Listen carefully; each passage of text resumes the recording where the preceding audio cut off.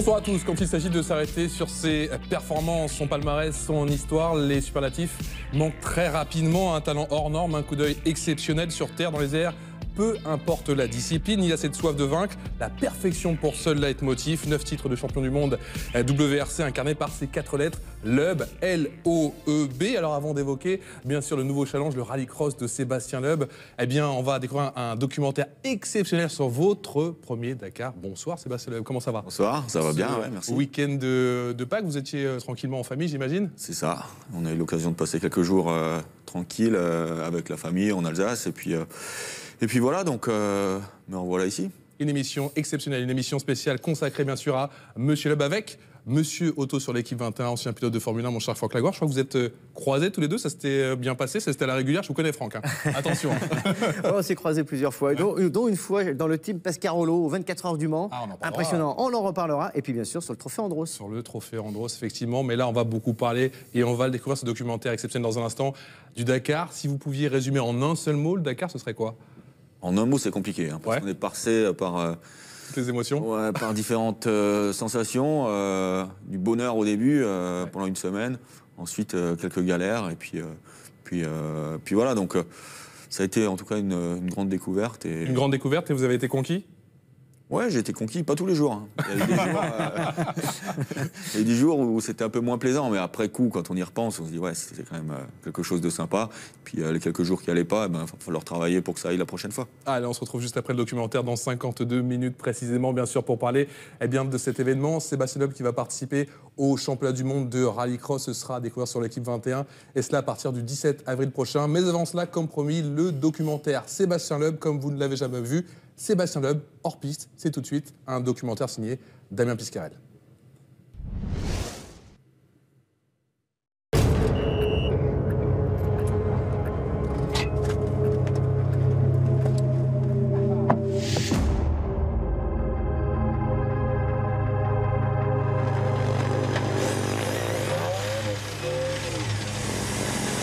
On met la première, la voiture bouge pas. Cardan cassé. Le capot il est là-bas, le coffre de la voiture est là-bas, enfin il y a des morceaux de partout.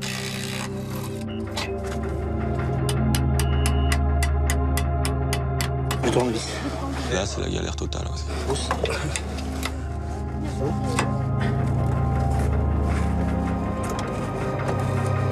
Vu comme ça avait tourné et tapé, on se dit c'est mort, hein, c'est fini.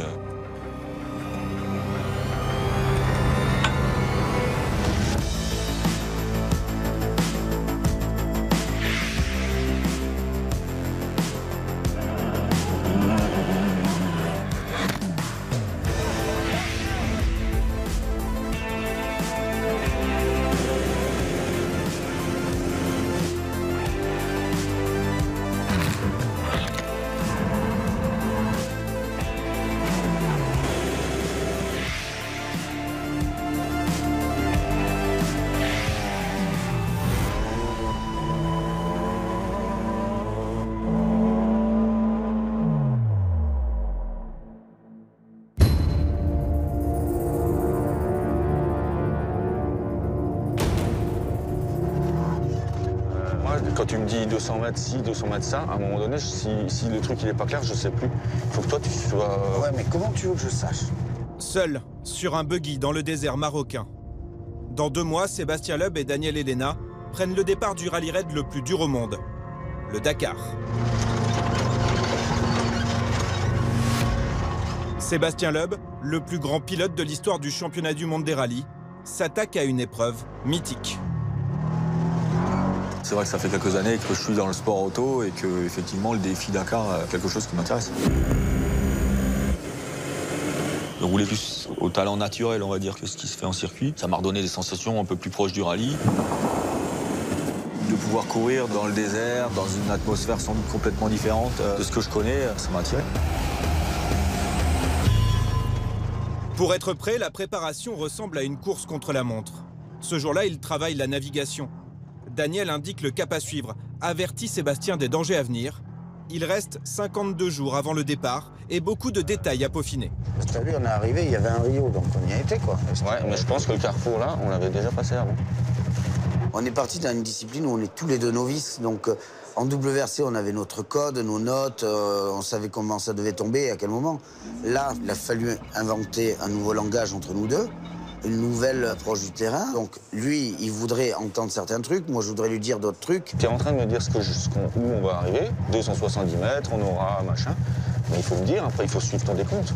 Dire dans 200, 100 mètres, machin. Ouais, non, mais moi après j'ai dû réfléchir dans mon cerveau, imaginer la route et trucs. Allez, vas-y. Non, mais c'est ça. Ça reste constructif, c'est pas. Je l'engueule pas pour l'engueuler. On est deux mecs dans une voiture. À un moment donné, quand on n'est pas d'accord, on confronte nos idées. Mais ça reste très amical. 10 heures, en face à face, sous 30 degrés. Un but commun, retrouver les automatismes qui ont fait d'eux un binôme imbattable.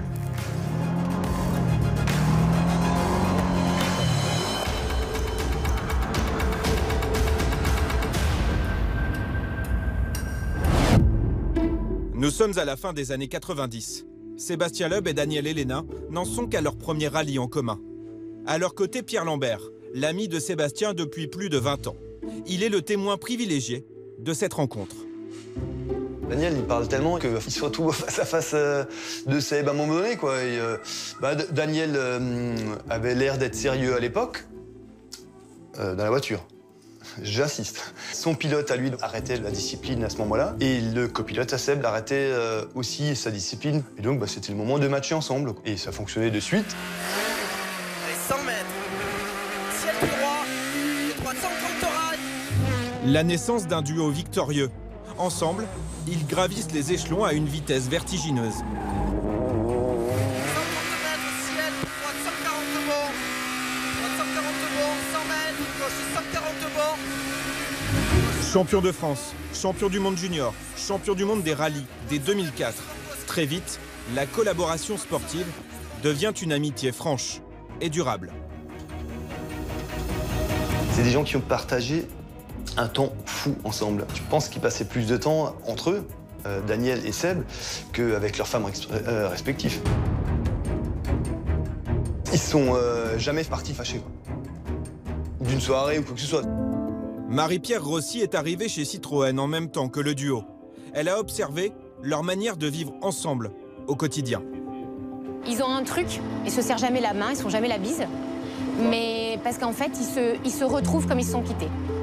Donc c'est un peu comme quand on a un vrai pote ou quelqu'un de sa famille et qu'on est tout le temps avec, on n'a même pas besoin de se dire bonjour, on sait qu'on est là.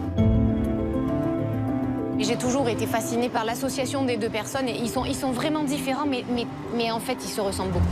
Une complémentarité qui les porte au sommet de leur sport, jusqu'à ce 6 octobre 2013.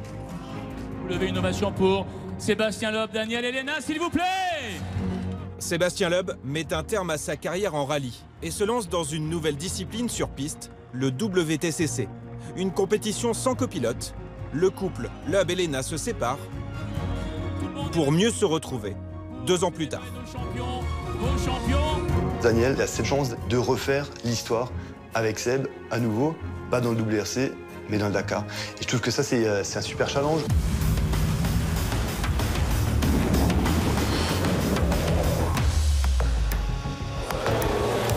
Dedans, ça ? Pour Sébastien Loeb, le défi est double. Être à la hauteur de sa réputation tout en découvrant une nouvelle voiture. Pour faire le démarrage le matin, tu restes appuyé sur ce bouton-là pendant 2 secondes. Puis on va switcher de page. Là, tu as tous les éléments pour le moteur. Pour ses premiers kilomètres à bord de la Peugeot, son professeur s'appelle Stéphane Peter Hansel. 11 victoires au Dakar. Il va être surpris par l'inertie du poids. Ça emmène.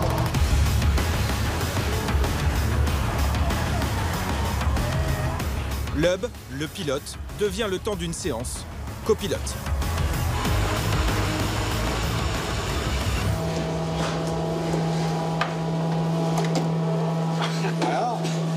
Alors c'est chaud. Hein. Dans les dunes, j'ai rien compris en fait. Là, je pense qu'il faut pratiquer. Pratiquer, s'entraîner pour être prêt le 2 janvier, jour du départ du Dakar. Voilà l'obsession de Sébastien Loeb. Ce jour-là, son copilote prépare pendant près d'1 heure l'entraînement du jour. On va dire que je pars de zéro parce que tu vois, en WRC, j'utilisais aucune couleur et là, je passe mon temps à faire du coloriage. En vert, là, ce que je suis en train de faire, c'est mettre des capes. En rose fluo, c'est les degrés de danger, quand il y a des pièges. En bleu, c'est le style de piste qu'on va trouver. On découvre à chaque case un dessin qu'il faut interpréter le plus rapidement possible, et c'est lui décrire ce qu'on va trouver sans jamais l'avoir vu. Virage à gauche, danger 1. Partir de rien avec Seb à l'aventure, découvrir une nouvelle discipline, essayer de progresser, ça c'est génial. Quoi, faut rouler doucement là ou quoi? Ouais. Le problème c'est quand tu fais à fond et après tu freines de coup, le variateur n'est fermé. Mais là j'ai pas fait ça, en fait j'ai roulé cool, c'est ça le truc. Les ennuis mécaniques, les difficultés de navigation, la fatigue. Sébastien Loeb va devoir maîtriser tous ces éléments pour réussir son premier Dakar. Je crois que vous feriez bien de faire la spéciale derrière nous.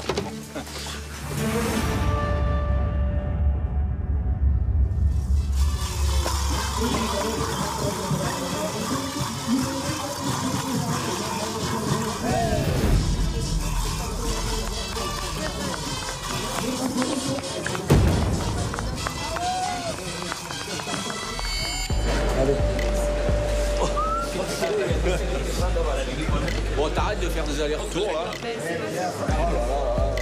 Près de 5000 km en Argentine et en Bolivie. Le désert, le sable, la boue.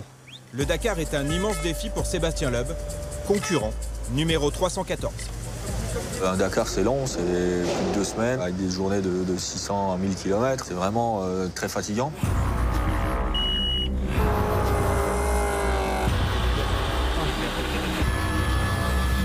Il faudra aborder les spéciales moins avec le couteau entre les dents que ce qu'on peut aborder le départ d'une course de circuit. Maybe after stage 2, drive your car and you drive my car. No? I think my car. Face à lui, des légendes du Dakar.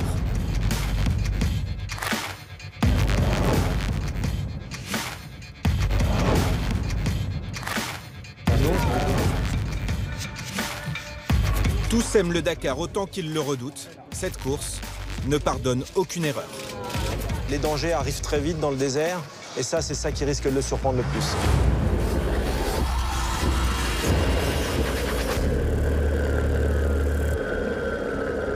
Ils sont 15 jours de course.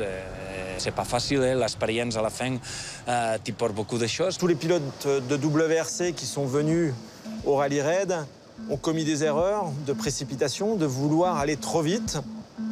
Et ça s'est forcément terminé par des crashs.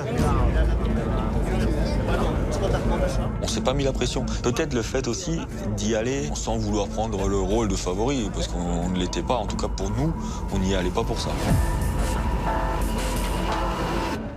J'étais pas très stressé avant le Dakar. Moins que j'ai pu l'être sur beaucoup d'autres courses. Sorry, are you Sébastien Loeb? Yes. Can you take a photo with me, please? On va découvrir le Dakar, on va voir ce que c'est. Forcément, on va sûrement pas le gagner. J'y vais à mon rythme, je vais pas me forcer. J'y vais comme je le sens. Allez, prends-moi 3. Juste derrière, les travaux.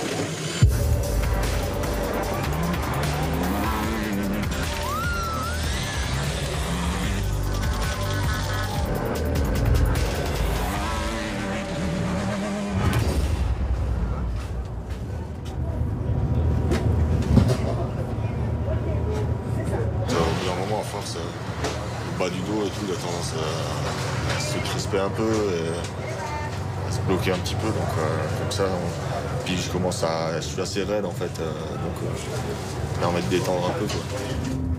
Le pilote Peugeot est un ancien gymnaste. Il passe près d'1 heure sur la table de massage de Roger. Les muscles sont trop courts en fait. Faut pas me plier. T'as vu que la spéciale est raccourcie, là? Ouais. On sait pas encore où et quoi, mais Ben ouais, mais bon. Faut bien les préparer. C'est ça la différence entre les travailleurs et les fonctionnaires. T'as pas l'impression que je bosse là? Oh, on est vieux, il faut détendre le dos. Le mauvais temps perturbe le début du Dakar. La première étape a même été annulée. Les 386 km du jour s'annoncent boueux et piégeux.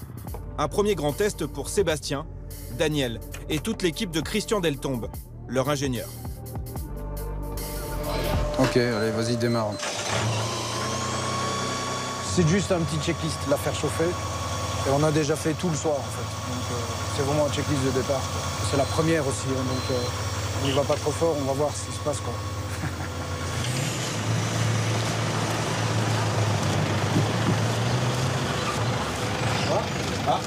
Bon. Là, mais on a remplacé les plaquettes derrière.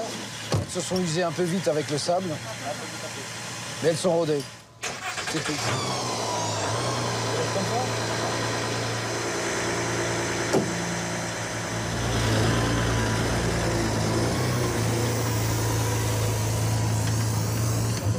Non, ils sont prêts, il n'y a aucun problème. Les après comment? Stressés Non, non, non. Normal. On va voir. On en reparle dans 2 heures.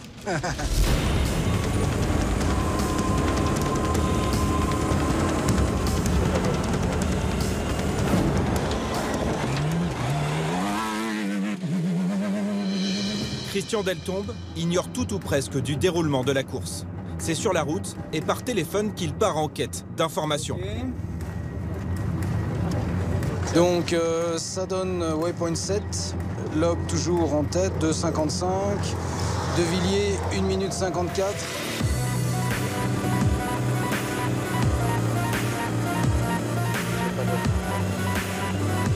Je pensais que j'allais prendre 10 minutes. J'ai mis vachement longtemps dans la spéciale à prendre le rythme, mais encore à la fin j'avais pas l'impression d'y être vraiment, parce que je voulais pas prendre de risque, donc je freinais toujours tôt. J'avais pas l'impression d'avoir attaqué bien fort. C'est d'aller tout droit, recule tout droit. On s'est pas mis de pression. Il y a eu le petit moment où on est resté un peu tanké dans la boue. Il faut aller chercher vers de l'autre côté. Recule. Voilà. Ben, on a dit, ah, la chance est avec nous, parce que nous, on est ressortis.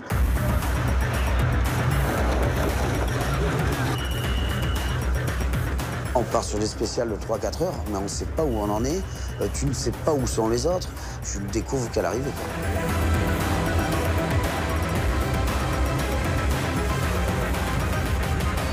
Voilà l'arrivée.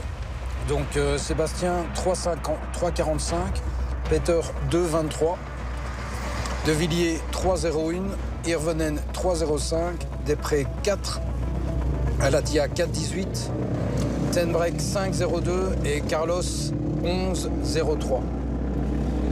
Bon bah bravo. C'est pour vous les gars. Ouais, c'est pour vous. Première étape. Bravo. Sébastien Loeb offre à Peugeot sa première victoire d'étape sur le Dakar depuis plus de 25 ans. Il devient leader de l'épreuve. J'ai perdu beaucoup les freins après la... Tu sais, je me suis enlisé dans la boue en milieu spécial. Ouais. Je suis resté parqué. J'ai fait 1 minute et demie. Bah là, tu dis, bah, si comme ça on a fait le meilleur temps, il y a sûrement moyen d'optimiser. C'est bien, vous avez fait un bon truc là.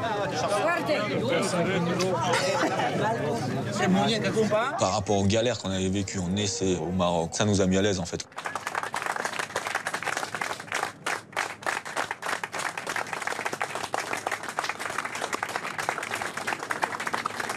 On s'y attendait pas. On savait que ça allait arriver un jour, ben, mais pas le deuxième, quoi.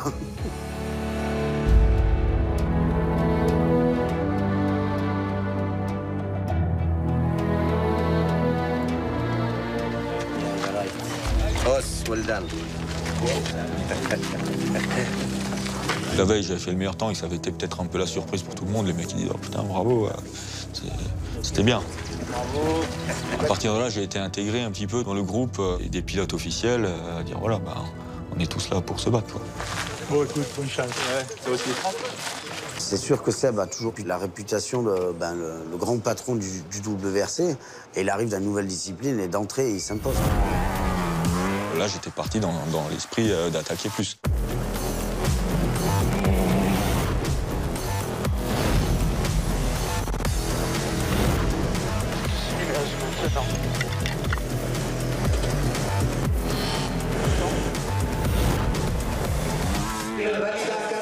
Sébastien Loeb compte 8 minutes d'avance sur tous ses poursuivants. Après 6 jours de course, il est l'homme fort de ce Dakar.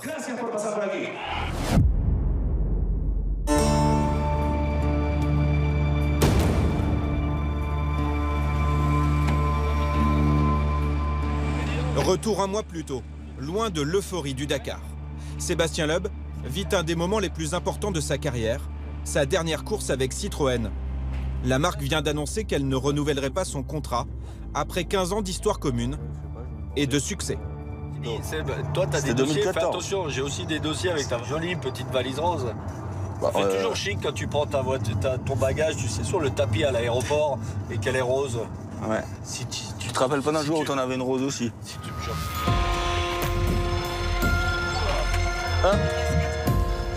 Merci, chauffeur, chauffeuse.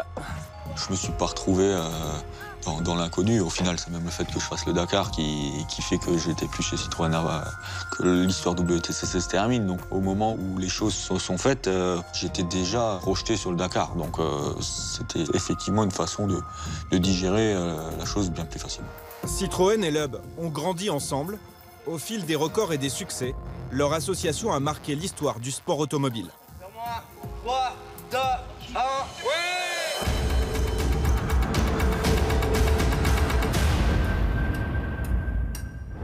Sébastien Loeb entre en trombe dans le port d'Ajaccio.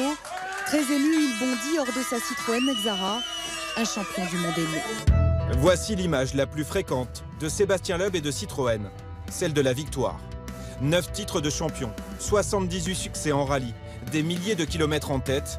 Ensemble, ils règnent sur le monde du WRC.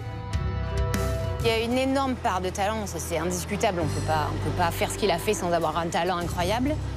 Mais après, Seb, il est obsédé par la perfection. Il n'y a pas de plus beau compliment dans sa bouche que quand il dit à quelqu'un bah, c'est parfait. Et lui, quand il se dit voilà, j'ai fait une spéciale parfaite ou là c'était parfait, mon tour était parfait, c'est qu'il sait qu'il a fait vraiment son maximum.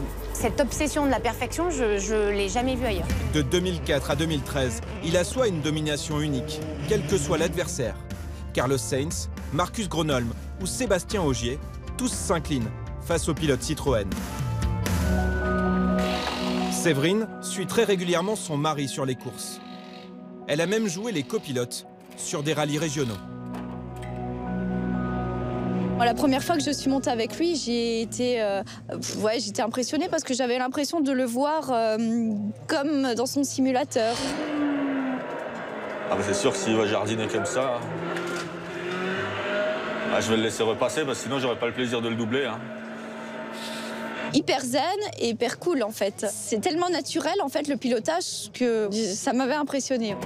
Son statut de pilote le plus titré de l'histoire du sport automobile n'aurait pas de prise sur lui. Michel Blandling est un intime de Sébastien.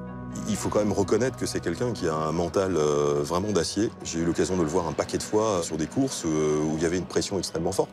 Mais il a toujours su parfaitement la gérer. Il a une capacité à mettre de côté les émotions qui pourraient venir perturber sa concentration, sa performance, etc. Mais ça ne veut pas dire qu'il ne ressent pas les émotions. Il est juste capable de les mettre de côté pendant un certain temps pour garder toute sa puissance et sa force pour arriver à son but. Par où? Par là.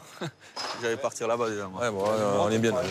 Conclure sur une bonne note cette saga victorieuse. Voilà l'objectif de Sébastien Loeb à Doha. Une fois n'est pas coutume, ce n'est pas la première, mais la deuxième place au championnat du monde WTCC qu'il vise. Regarde les traces, là les traces, regarde les traces, elles sont là en fait. Ouais, je sais.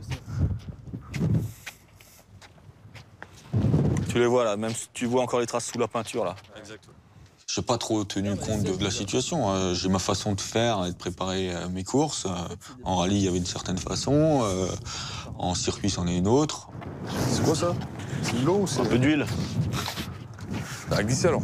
Je suis resté dans le moule et effectivement, j'ai fait mon boulot jusqu'au bout correctement. Sa femme Séverine, son ami Michel sont à ses côtés pour l'appuyer.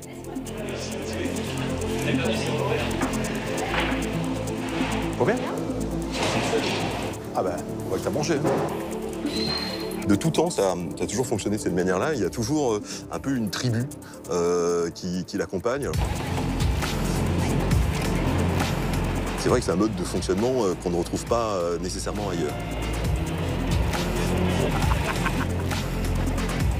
C'est sympa de ne pas être tout seul, d'avoir quelqu'un avec qui tu partages les choses quand même. C'est vrai que d'avoir des proches autour, c'était bien. 2 manches, un objectif, terminer 2e du championnat.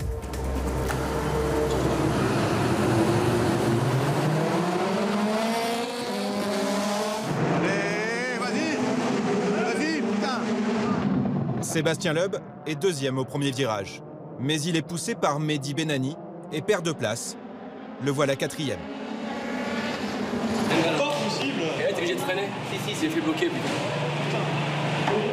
Il ne parvient pas à remonter sur ses adversaires. Son entourage compte les points en vue de la seconde manche.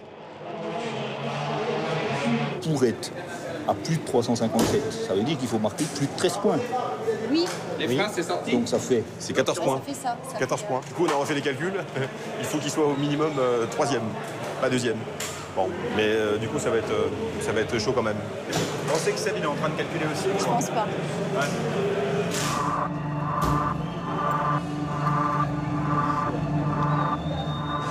Bon, allez, on y croit pour la 2e. On n'avait pas doublé une. Ouais, mais personne n'a doublé personne là-dessus.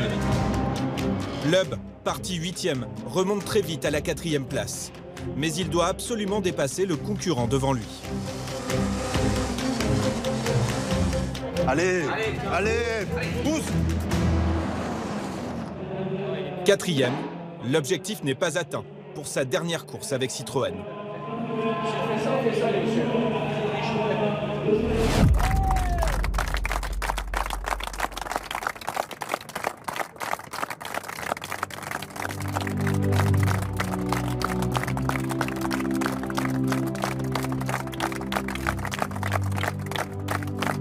Je m'y attendais pas. Ouais. Sur le moment, tu dis, c'est quand même une page qui se tourne, 15 ans de vie avec la même équipe et puis ça s'arrête. Quand on prend conscience vraiment que ça y est, c'est fini, ça fait quand même quelque chose. Ouais. Voilà, un grand plaisir en tout cas d'avoir bossé avec vous tout ce temps et merci pour tout ce que vous avez fait pour moi.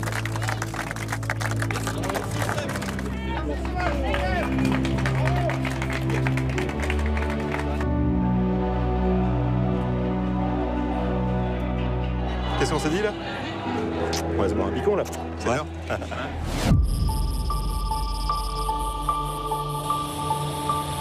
Non mais comment tu as fait ça? Mais pour avoir une soirée mousse dans le camping-car, nous. Pendant plus de 2 semaines, Sébastien Loeb et Daniel Edena partagent tout. Dans la voiture, mais aussi dans un camping-car d'une dizaine de mètres carrés. On me disait, on va se voir toute la journée dans la voiture, plus toute la soirée. On se réveille ensemble et tout. Ça fait beaucoup. Je voudrais un petit expresso, s'il vous plaît. La machine est là. Mais non, globalement, c'était impeccable comme ça. Bah, on a vite fait le tour. Hein. Là, t'as l'entrée, là, c'est le fond. Hein. Là, c'est le restaurant, le petit-déj, le café. J'ai vécu chez lui pendant 9 mois sur le canapé chez sa mère. On a déjà fait des longues cohabitations ensemble, vivre 24 heures sur 24 ensemble. Un frigo, plein de saucissons, hein, évidemment, saucissons, fromage. Hein. On a ramené ce qui était important, quoi. Hein. Un regard, on n'a pas besoin de se parler. On a des habitudes, moi je connais ses habitudes par cœur, il connaît les miennes par cœur et on se marche pas dessus. Donc toilette, douche, les crocs à Daniel, magnifique. Puis mon lit avec quelques placards où il y a 2-3 trucs qui traînent et ça s'arrête là. C'est pas gigantesque, mais c'est quand même un petit confort. Des fois, en fin d'étape, d'avoir la clim, tu rentres, t'es naze de ta journée, tu veux te poser, tu fermes la porte, t'es au frais. C'est important aussi de pouvoir se décompresser un peu, quoi. Bon, on va bosser un peu sur la caisse. Ça fait 1 heure que je t'attends. Moi aussi.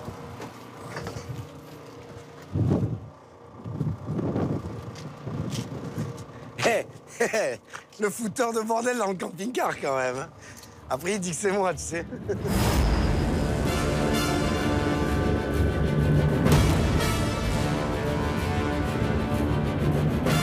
L'étape la plus longue, 542 km, à une altitude de 4000 mètres, sur les hauts plateaux boliviens. Ici, l'oxygène se fait rare. Les hommes, comme les machines, sont mis à rude épreuve. Bruno Famin, le patron du team Peugeot Total, s'attend à une étape compliquée. On a les premiers chronos, donc nos 3 voitures sont passées, les 3 voitures de pointe. Et donc c'est Carlos en tête, Stéphane à 26 secondes et visiblement Seb a perdu 2 minutes puisqu'il a 1,46 de Carlos maintenant. Pour la première fois depuis le départ, Sébastien Loeb est en difficulté. Son fauteuil de leader menacé. S'il maintient l'écart ou le réduit, c'est qu'il n'y aura pas de problème mécanique sur la voiture et que ça aurait été un épisode ponctuel. Et voilà, s'il perd du temps régulièrement, c'est qu'il y a un souci. 2 minutes de perdu, puis à l'approche de l'arrivée, l'écart grandit dans des proportions plus importantes. 8 minutes. Merde. Inquiet de voir Loeb arriver quand même. Hein. Pas qu'il soit en panne. Hein.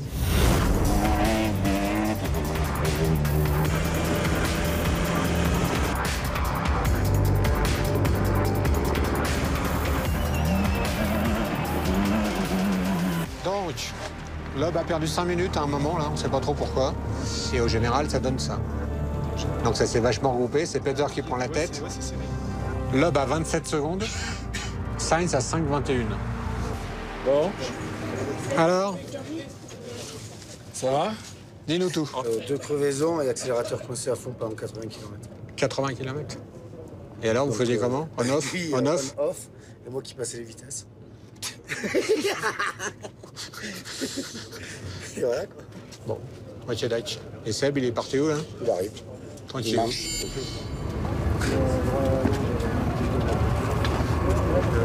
Ah bah voilà, il est là. Alors, accélérateur. Resté de plafond, j'ai pas réussi à se débloquer. Donc j'ai fait toute la spéciale avec les 80 bornes qui restaient au switch. Et c'est Daniel qui est passé les vitesses. Voilà. Il y a 27 secondes de Stéphane au général. Les 3 en 5 minutes, là. Ouais. Et Nasser, il est à 10 minutes de Carlos et Giniel, il a une demi-heure. Voilà. Ouais. Bon. Il perd la tête de la course, mais la place de leader n'est qu'à 27 secondes. Un écart sur son équipier Stéphane Peter Hansel, qu'il comble dès le lendemain.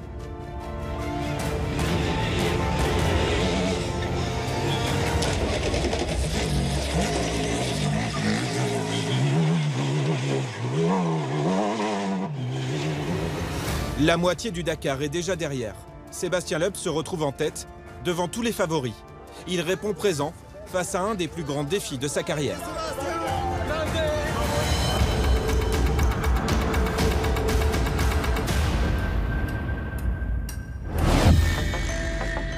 Sur une moto, dans les bois ou sur les parkings de supermarchés. Sébastien Loeb a ce besoin vital, piloter, ressentir la vitesse, tout le temps. C'est surtout un hyperactif. C'est quelqu'un qui ne peut pas rester vraiment en place pendant 10 minutes sans rien faire. On est tout le temps avec lui à essayer de trouver de nouvelles activités, comme le ski. Il m'oblige à faire du ski nautique. J'ai mal pendant une semaine et j'ai du mal à m'en relever. Il peut être des fois fatigant à suivre. Et ce trait de caractère guide sa carrière. Des essais en F1, 2 participations aux 24 heures du Mans, une victoire aux X Games en 2012. Son nouveau défi pour l'année 2016, le championnat du monde de rallycross. Il ne se contente pas de gagner en WRC, il pilote tout. À Pikes Peak, aux États-Unis, il couvre les 19 km 900 en 8 minutes et 13 secondes, de la haute voltige au plus près du précipice. Pikes Peak, c'était un super défi, un super record avec Peugeot, c'était vraiment génial. Même si pour moi ça a été hyper stressant, mais bon, c'est vrai que c'était quand même, ça reste un super souvenir. Pour sa première compétition avec Peugeot, il bat l'ancien record de plus d'1 minute 30. Bruno Famin a accompagné Sébastien Loeb sur ce projet. Le moteur du pilote, c'est le doute. Je pense que c'est une de ses grandes forces. Enfin, après, c'est très personnel, hein, mais je pense que c'est une de ses grandes forces, c'est qu'il aborde une nouvelle épreuve avec énormément d'humilité, en se demandant si il va être au niveau, si l'ensemble voiture-pilote seront au niveau par rapport à la concurrence. ces doutes-là, il en fait une force en fait. Il bosse encore plus, il prépare encore plus, il pousse encore plus l'équipe à être au meilleur niveau possible. Même à 41 ans, il a ce besoin de se mettre en danger. C'est assez évident pour lui d'essayer sans cesse de relever de nouveaux challenges. C'est finalement une suite logique de sa carrière que de courir aujourd'hui au Dakar.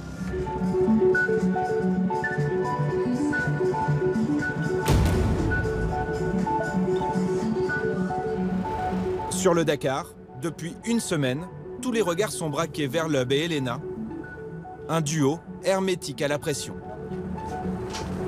Seb, c'est quoi la plus grosse surprise de la semaine pour toi? C'est que tu ne te sois pas encore gouré dans les notes. On espérait être dans le coup, dans le rythme, dans les spéciales où ça allait bien, mais de là à tenir une semaine en tête, c'est une agréable surprise. Alors pour toi, le rallye raid, c'est plutôt plus cool dans la voiture et dans la préparation qu'en WRC? Bah déjà, c'est complètement différent. En WRC, c'est plus intense parce que c'est virage par virage et tous les trucs. Après, quand on est dans les portions de 10 km, j'essaie de te raconter des histoires pour faire passer le temps. À partir de demain, les histoires, on va s'en passer, non? Je pense que l'intensité et la galère, on va y arriver. Allez, il reste une semaine de course, on est en tête. Qu'est-ce que tu penses? Tu crois qu'on peut le gagner, ce Dakar? Sûrement qu'on peut. Si on est en tête après une semaine maintenant, je pense que les 3 jours les plus compliqués arrivent. Là, on va vraiment découvrir quelque chose et on part vraiment à l'inconnu. Je ne sors pas. Je te préviens que tant que tu es dans le sable, tu sortiras.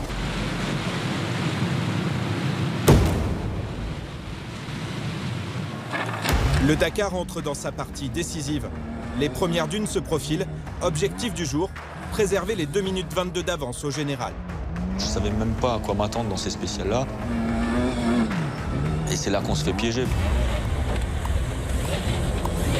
Je me démerde un peu mal, ouais. Finalement, je m'enlise.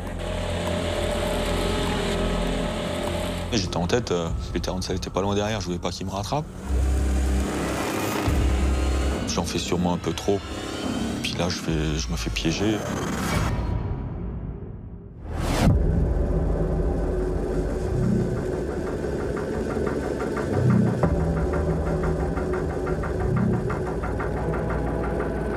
Je me fais piéger dans un rio large, les rios de 100 mètres de large. C'est plat, à perte de vue, sauf qu'à un moment donné, ça fait d'un coup une marche en descente sur 10 mètres de long et ça refait une marche en montée. Et ça nous envoie la voiture en l'air en pente. Terminé.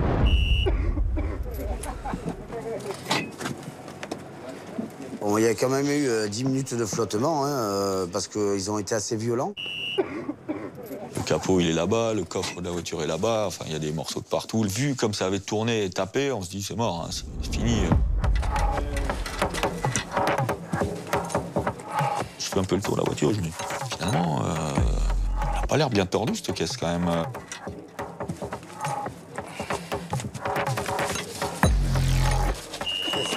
On s'est lancé dans notre petite séance mécanique. On a commencé à bien réparer et tout. On voit qu'il y a un radia percé, mais on a un truc pour le chanter. On chante le radia. On démarre la voiture, elle redémarre. Donc nickel. On remet la caisse sur les roues. On se dit, finalement, elle peut repartir. Pour l'instant, Sébastien Loeb n'a perdu qu'une demi-heure. Presque un miracle, vu l'état de la voiture.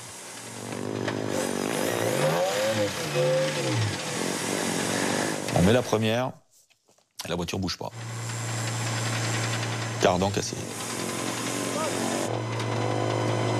Bon, Bob, on enlève les casques, on ressort, on change le cardan.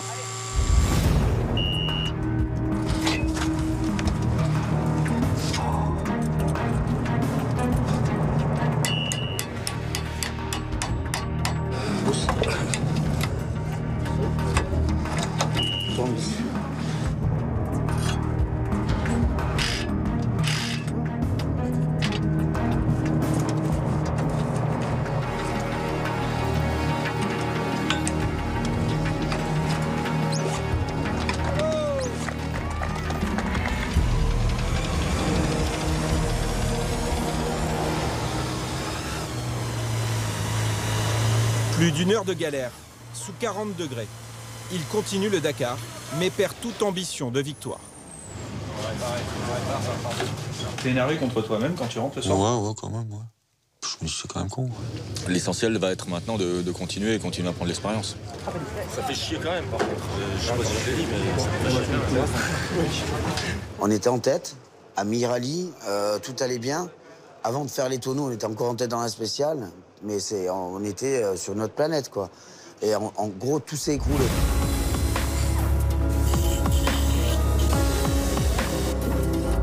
C'est bon, les gars.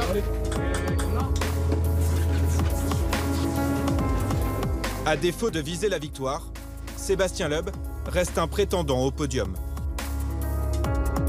Ok, les tonneaux, on les a fait, on a réparé la voiture, on a réussi à la ramener. On est 5e à 1h15. Il n'y a encore rien qui est fait, quoi. Il est là? Non, il est pas là, Marco. Le problème, c'est que le lendemain, on est rentré dans une nouvelle galère.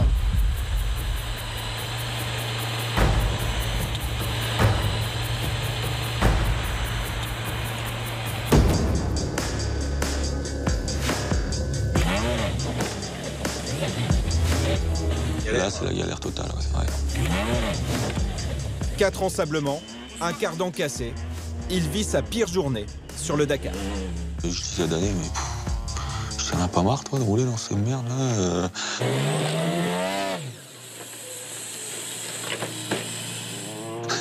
On se fait chier, quand même. Je râlais, quand même, bien. Ouais. On était vraiment tankés. Il fallait prendre des décisions. Il voulait avancer, reculer, on ne savait plus. Reculer, on ne pouvait pas, il y avait un arbre derrière. Au fur et à mesure, les minutes passent et tout, donc le temps monte un petit peu. Non, mais là, tu fais 10 mètres, là. Où il y a l'herbe. Allez, libéral.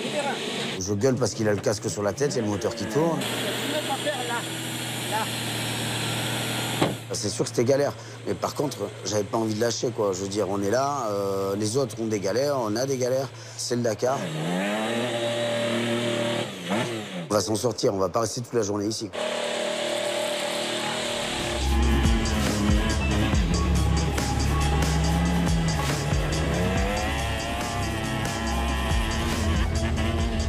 La façon dont on l'abordait n'était plus la même. À un moment donné, je roulais avec 2 doigts, je roulais, quoi.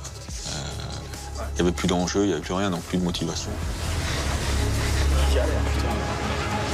La voiture, I cannot follow the roadbook. Where the roadbook goes, my car cannot go. What do you do? On n'est plus en tête, on a pris une gifle, on en reprend une deuxième. La voiture de l'organisation, le T4, là, le 4x4, blanc et orange, il vient, il s'arrête à côté de moi, vous ça va, tu veux de l'eau, tiens de l'eau. Oh, j'arrive plus à bouger. C'est vrai que j'étais saoulé. Alors en même temps, la journée m'avait saoulé, la situation me saoulait encore plus parce que là j'étais à 2 heures, on avait galéré toute la journée. Donc au final, ouais, j'étais mieux dans mon camping-car, à passer 3 coups de téléphone, à appeler mes potes. Il a besoin d'évacuer, donc lui il se met dans son lit, il appelle sa femme, ses potes, ces trucs comme ça, il raconte ses mésaventures parce qu'il aime bien, hein, c'est un gros parleur.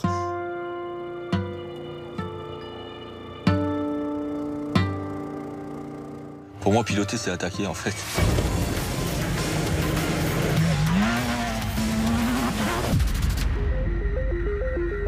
Et là, sur toute la spéciale, j'ai pas fait un freinage et un virage rapide. Pas un.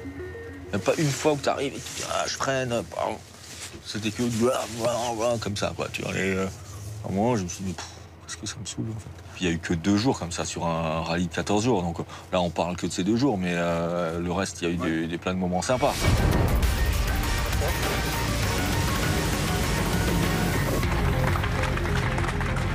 Là où il faut que je progresse, c'est de pas me lancer dans des montées quasi impossibles. Mais le problème, c'est que nous, on a suivi le roadbook. Donc, le roadbook, il faut aller là. Nous, on va là, la voiture, elle passe pas. Donc, à un moment donné, tu fais quoi? Peut-être y aller en ayant mieux préparé le truc, avec les pressions bien dégonflées, plus bas que normal. Tenter la montée, mais en te laissant, en réfléchissant peut-être 2 secondes avant à te dire tiens, si jamais ça ne le fait pas, je vais braquer par là, je vais replonger là, avant de se lancer dans un truc et se rendre compte que ça ne monte pas et puis d'être tanké au milieu, quoi.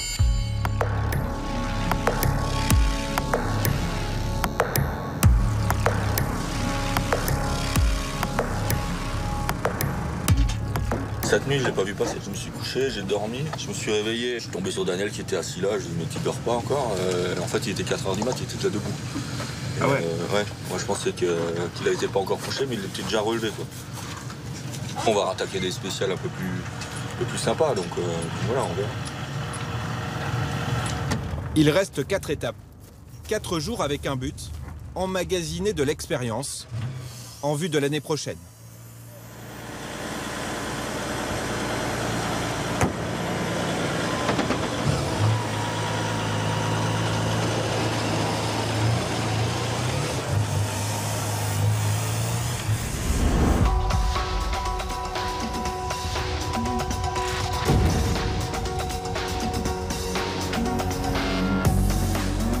On n'a plus rien à jouer, on est 9e au général, le 10e il est 2 heures derrière. Il y a tous les autres équipages qui sont devant et tout, ils tentent des coupes pour gagner du temps, de la distance, des trucs comme ça. Nous on l'a jamais fait. Je fais, qu'est-ce qu'on fait? On tente ou on tente pas? Déjà je lui propose, après je regarde, je fais, mais on va tenter, parce qu'il faut qu'on apprenne. Si on le tente pas là, on le tentera jamais.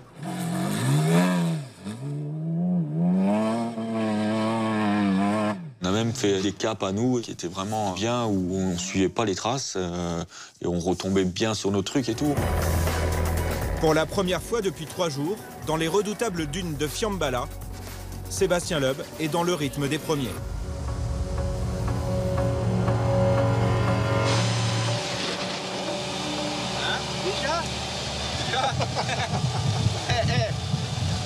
Deux crevaisons, un tonneau et un ensablement quand même. Ah, bah, t'as le 5e temps. 5e temps? Non, à l'arrivée, t'as le 5e temps là, pour l'instant. 5e temps, c'est pas mal, c'est bien. À 17 minutes. Compte tenu de ce que t'as laissé échapper un peu partout, c'est plus qu'honorable. Ouais, si on veut. Si on veut.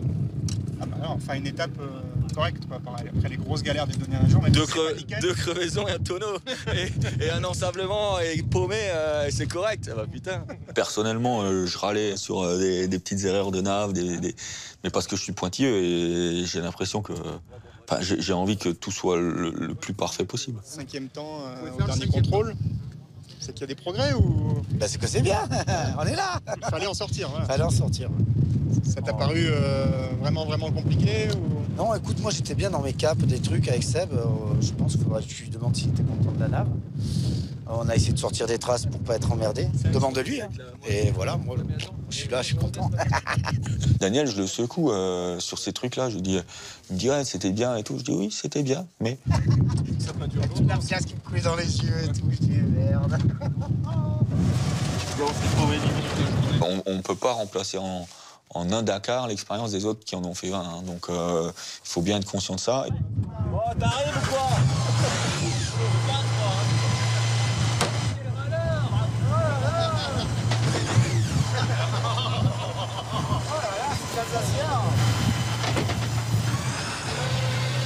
Et il trouvait peut-être le temps long, quoi. Mais après, c'est revenu petit à petit.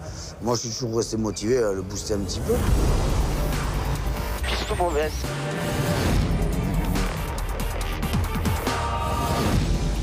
Peut-être un quart d'heure à l'arrivée. Heureusement que Cyril était juste derrière, nous a...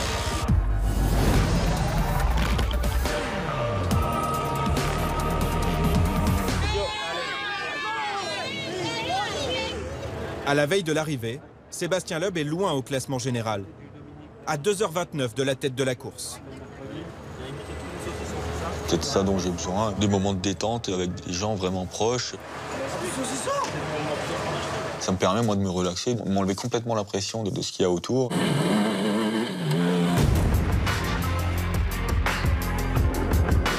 Il achève son premier Dakar à la 9e place. Un Dakar remporté par son équipier du team Peugeot Total, Stéphane Peter Hansel. L'Alsacien termine sur une victoire d'étape, la 4e. Aucun pilote n'a fait mieux sur cette édition 2016.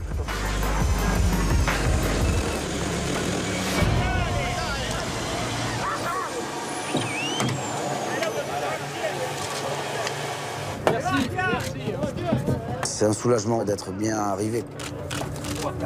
Ça a été long. C'était une épreuve physique, 15 jours d'affilée, 9500 km, des spéciales qui ont duré jusqu'à 5h40 à l'intérieur. On a vu que sur la piste classique, on était dans le coup. C'est super les pour vous et d'avoir gagné autant de spécial. Félicitations, hein. C'est votre thème. On sait maintenant que notre point faible, c'est la navigation, c'est le hors-piste. Vous allez faire un débrief avec Daniel pour voir si vous repartez pour l'année prochaine. Ouais, non, mais le débrief, il est fait. Je veux dire, il a fait un bon boulot cette année. Il n'y a pas de raison de ne pas continuer. On sait où il faut bosser, donc voilà. Merci beaucoup. Gagner à Dakar, au niveau sensation, doit être plus fort que de gagner un rallye ou une course de WTCC. C'est l'aboutissement de plus de 2 semaines d'efforts non-stop. S'il vous plaît. Alors, ouais, toi. Quand on approche du bout, quand on est toujours là, on est toujours sur la route, on est en bagarre pour la victoire, là, ça doit être des émotions fortes. Une dernière. 1, 2, 3. Merci. On a commencé en juin, on s'est retrouvé au départ du Dakar le 2 janvier et on était en tête la première semaine. C'est quand même encourageant en se disant maintenant on a 1 an pour préparer l'année prochaine, on sait ce qu'on doit bosser, la voiture va encore évoluer, il y a moyen de faire bien les choses.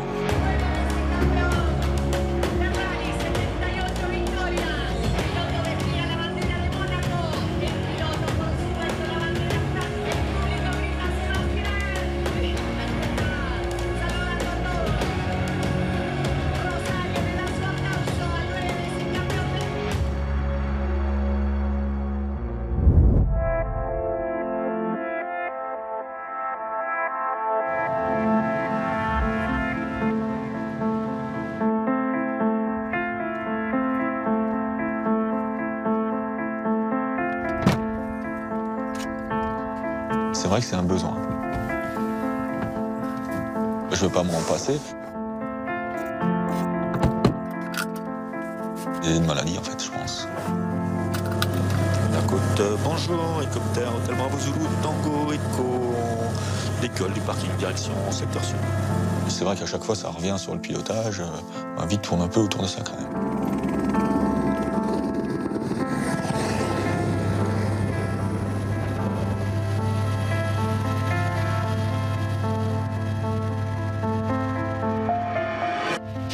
C'est de la neige dans les stations. C'est en train de fondre, hein, à Boriaz, il va falloir se dépêcher. Là. Je pense qu'il y a un shoot d'adrénaline qui me plaît. C'est une maladie. Non? Si tu veux avancer, tu penches le bordel en avant.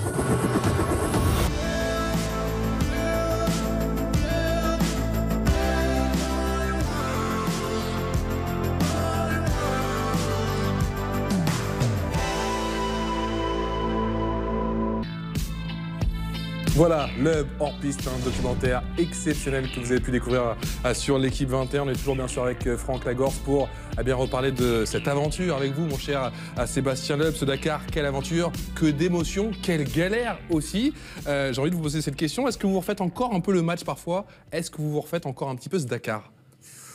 Non, fini, je me refais pas le Dakar, mais c'est clair que ça a été pour nous une première expérience. On a vécu des super moments et des moments de galère. On a compris un petit peu quels sont nos points forts, nos points faibles, ce qui est important pour préparer le futur. Donc on va essayer de se concentrer maintenant sur la suite. C'est vrai qu'on y repense et on a vu des choses incroyables, de pouvoir rouler comme ça dans des paysages magnifiques comme on a la chance de pouvoir le faire là, en Argentine. C'est vrai que c'est des grands moments. Est-ce que c'est la course la plus dure que tu aies faite de ta carrière? Difficile à dire. La plus longue, c'est sûr. La plus dure physiquement, la plus dure... La plus dure physiquement, globalement, ça a été... Mais on n'a pas eu des chaleurs extrêmes comme il peut y avoir certaines années.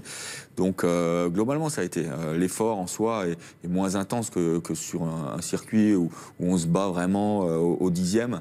Là, on peut rouler un petit peu plus relax. Par contre, ça demande une concentration de tous les instants sur des longues spéciales.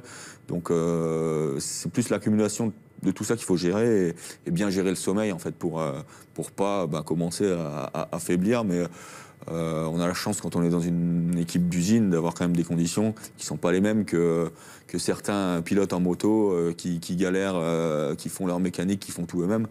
Le soir, quand on arrive, on a un peu de temps et on arrive à se ressourcer un petit peu. Un petit peu de temps. Regardez, on va découvrir ensemble l'un des moments de ce documentaire, moment très très fort, notamment lors de l'intégration des pilotes. Regardez.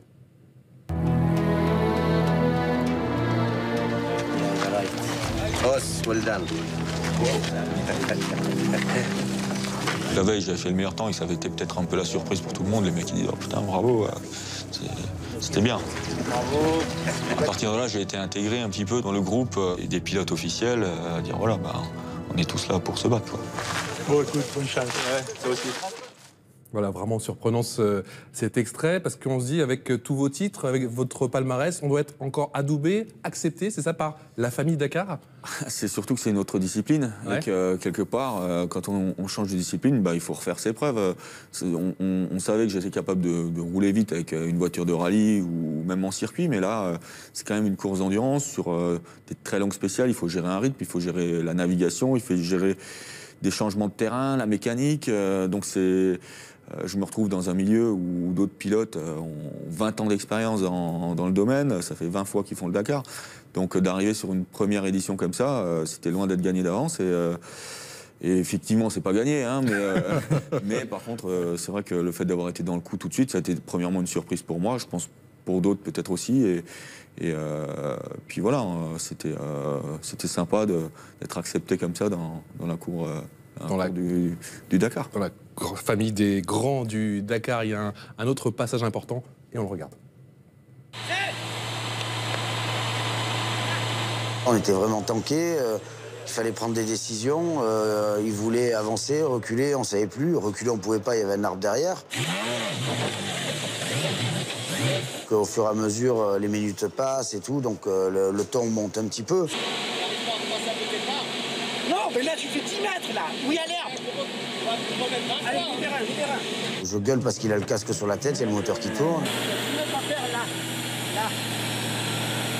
C'est sûr que c'était galère, mais par contre, j'avais pas envie de lâcher, quoi. Je veux dire, on est là, les autres ont des galères, on a des galères, c'est le Dakar.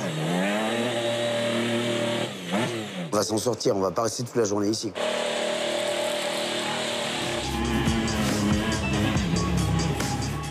Bon, on voit que ça vous fait plutôt sourire maintenant, hein. C'est fini la galère, c'est vrai. Est-ce que ça a été plus dur sur le plan mental ou plutôt sur le plan physique?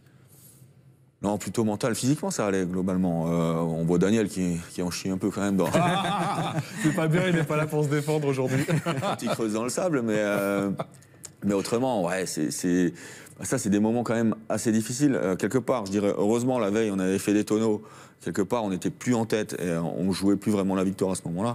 Sinon, c'est une sacrée frustration d'être dans le sable comme ça, à passer une demi-heure à essayer de s'en sortir. Ouais. C'est vrai que c'est long et c'est frustrant. C'est une torture pour vous de ne pas réussir à maîtriser, on sait que vous êtes perfectionniste, tous les paramètres, quand il y a un ensablement comme ça, quand il y a des tonneaux, forcément. Bon, les tonneaux, on s'est fait piéger en faisant peut-être un petit peu trop dans une portion hors-piste où, quand on est hors-piste, on n'a pas d'information de notes. Et là, on était dans un rio, donc une rivière asséchée, avec il y a un peu des trous à droite à gauche, des ornières, et puis quelque part, je me fais surprendre. Il y avait une cassure qui descendait, qui remontait, et puis voilà. Après, le sable, c'est un autre domaine. Ça, vous aimez depuis le rallye du Maroc, j'ai vu que... Justement, pour avoir participé à 4 rallyes du championnat du monde en rallye raid, on m'a toujours dit, il ne faut pas trop attaquer. Est-ce que tu n'as pas quand même ce petit sentiment de te sentir trop bien et justement d'avoir cette petite attaque, cette petite touch? À ce moment-là, si, sans doute. Peut-être pas assez sur la défensive par rapport à la situation dans laquelle on était. Par contre, c'est vrai que c'est quelque chose que je découvre. Hein. Moi, j'ai toujours roulé sur des routes avec des notes, etc. Donc là, trouver un rythme quand on est dans un endroit qu'on ne connaît pas, on roule que par rapport à ce qu'on voit. En même temps, il y avait une situation qui faisait quand même que Peter Hansel m'avait doublé dans un spécial. Il m'était repassé devant. T'aimes pas ça, hein. T'aimes pas te faire doubler. Hein. Ouais, mais en tout cas, ça veut dire qu'il m'avait repris déjà 6 minutes depuis le début parce qu'on s'était enlisé. Donc, à un moment donné, après, j'étais plus vite que lui. Je le redouble. Et je me dis, et comme on a un système de sentinelle qui est comme un klaxon où on arrive à klaxonner la voiture qui est devant quand elle est à moins de 200 mètres, je me suis dit, il ne faut pas que je lui laisse revenir dans les 200 mètres parce qu'on ne va pas passer notre temps à se doubler, à se redoubler. Et donc, j'en ai rajouté peut-être un peu trop sans doute. Et puis, je me fais surprendre par une cuvette. Et voilà, après le sable, ça, c'est autre chose. En tout cas, bravo. Bravo, parce que sincèrement, c'était vraiment très très bien parti. Non, c'était bien parti.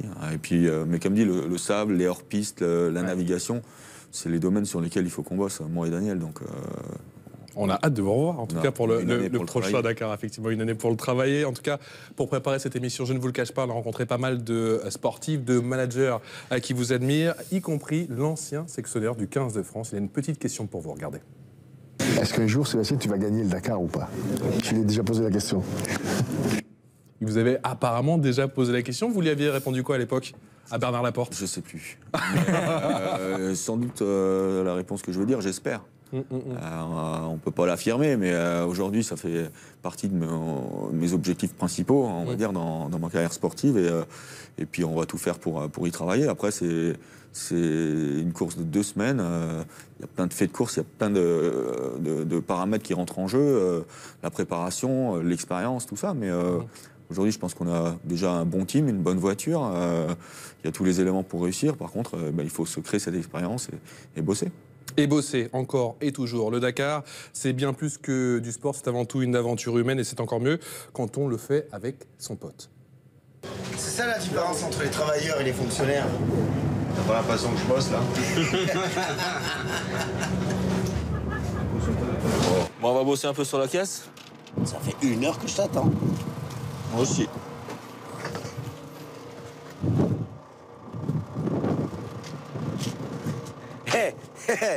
Le fouteur de bordel dans le camping-car quand même.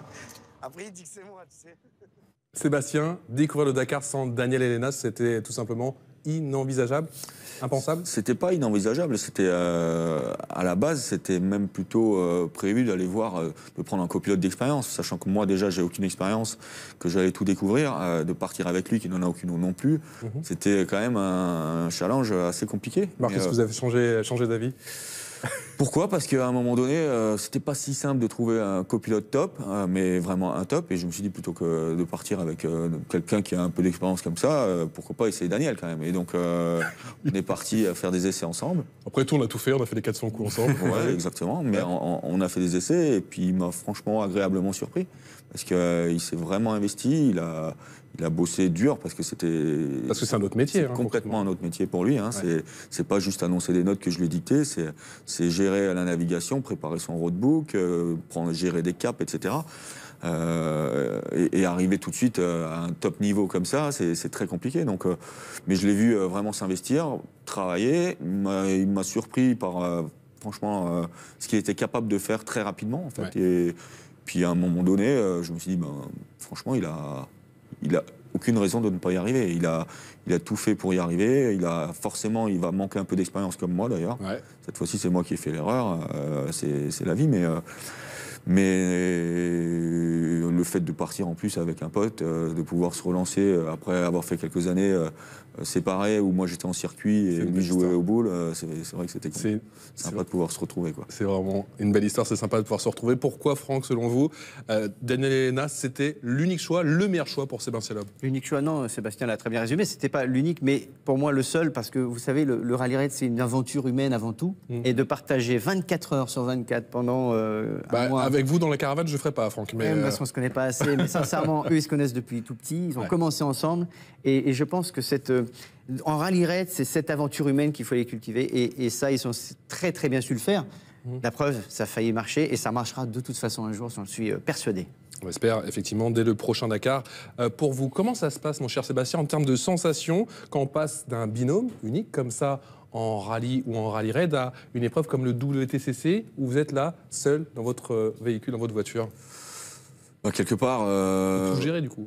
Oui, enfin tout gérer. En même temps, retenir 12 virages sur un circuit, je pense que je dois en être capable quand même. Donc là, en rallye raid ou en rallye, il y a vraiment un intérêt d'avoir quelqu'un qui nous annonce des notes, qui nous dit les caps à prendre, etc. En circuit, c'est un autre travail. On est beaucoup plus concentré sur la préparation, sur le setup. Il y a une grosse communication avec l'ingénieur qui est sans doute plus pointue qu'en rallye ou en rallye raid, où on est vraiment obligé d'affiner le setup au millimètre pour aller se battre au 10e ou au 100e. Donc voilà, il y a un gros travail avec l'ingénieur. C'est vrai que c'est pas le copilote, mais c'est l'ingénieur à ce moment-là. Alors votre femme dit de vous que vous êtes quelqu'un de sensible, plutôt pudique. Les larmes, on sait que c'est quand même assez rare chez vous. Vous êtes très souvent dans le contrôle. On va découvrir ensemble, regardez ces images de ce premier titre des bons souvenirs forcément. Ça, c'était en 2004 le premier titre de champion du monde. Il a vu un autre moment très très fort quelques années plus tard et on l'a vu dans le documentaire. Je propose de le revivre.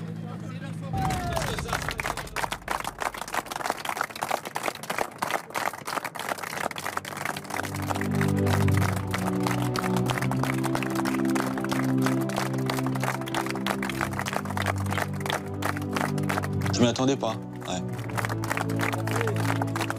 Sur le moment, tu te dis, c'est quand même une page qui se tourne, 15 ans de vie avec la même équipe et puis ça s'arrête. Quand on prend conscience vraiment que ça y est, c'est fini, ça fait quand même quelque chose. Ouais. Voilà, un grand plaisir en tout cas d'avoir bossé avec vous tout ce temps et merci pour tout ce que vous avez fait pour moi.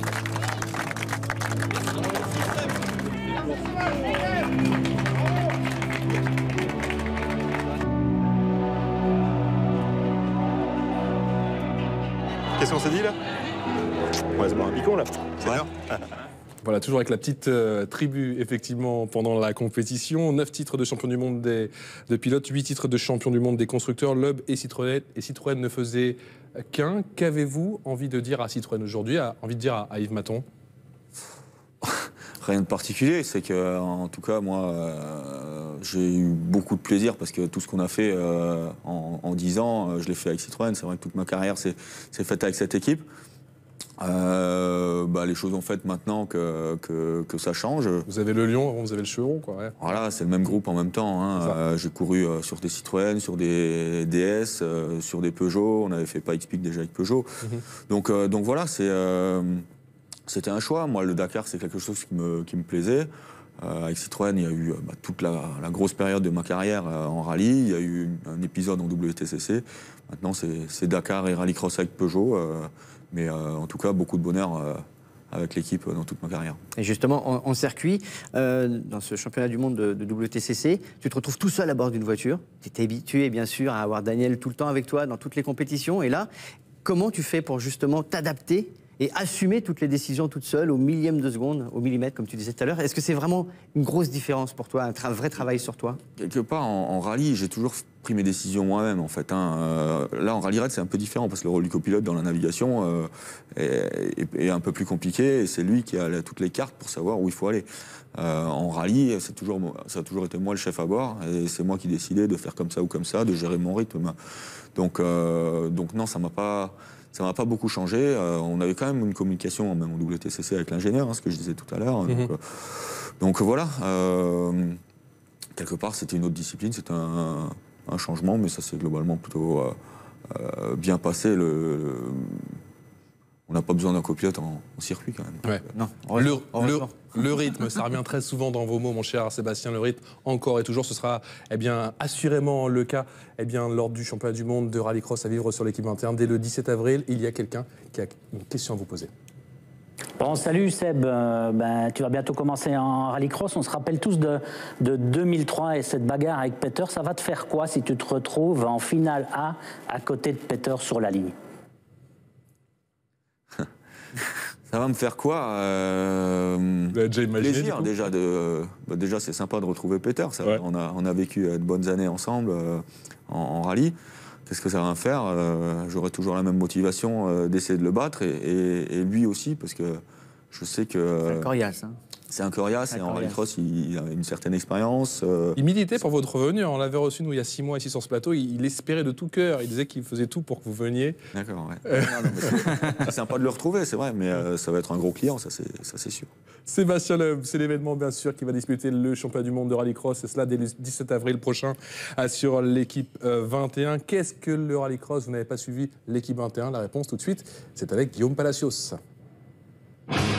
Vous n'étiez pas sur l'équipe 21 la saison dernière pour suivre le championnat du monde de rallycross? Pas grave, on vous explique tout. D'abord, voici les voitures, les supercars.